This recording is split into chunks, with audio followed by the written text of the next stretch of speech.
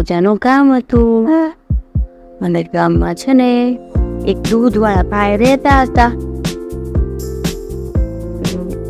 દૂધવાળા ભાઈ એક ગામમાંથી બીજા ગામમાં રોજ દૂધ લઈને જાય અને બધાના ઘરે ઘરે દૂધ વેચવા જાય. બધા એને પૈસા આપે. પછી ધીરે ધીરે એને ગ્રાહકો વધવા લાગ્યા અને દૂધવાળા ભાઈનું દૂધ ખૂબ સારું હતું.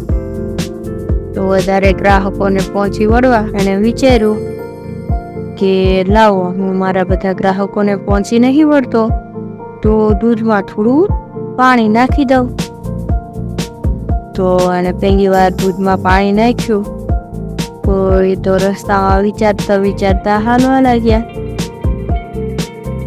એ ચાલતા ચાલતા જતા હતા ત્યાં એને થઈ કે હવે તો મારે કેટલાય બધા વધારે ગ્રાહકો થશે, મને વધારે પૈસા મળશે, એ બધા પૈસામાંથી હું મોટું ઘર બનાવીશ, બહુ સુખેથી રહીશ ને ખૂબ જલસા કરીશ ને એવું કેટલું એ બધું વિચારવા લાગ્યો.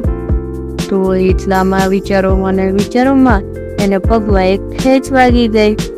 તો એને દૂધ ભરેલું કેન હતું એ નીચે પડી ગયું. તો ભાઈ માંડ ફટાફટ કેન ઊભું કર્યું, પરંતુ ઘણો ખરું દૂધ ઢોળાઈ ગયું હતું. તો એને એની ભૂલનો અહેસાસ થયો કે મેં દૂધમાં પાણી નાખ્યું એ ખોટું કર્યું. આ રીતે ઓછી ક્વોલિટીનું દૂધ આપવા જઈ રહ્યો હતો અને એની મને ભગવાને સજા આપી. તો દૂધ થઈ ગયું અને પાણી થઈ ગયું. અને એને ત્યારથી નક્કી કર્યું કે હવે હું પહેલા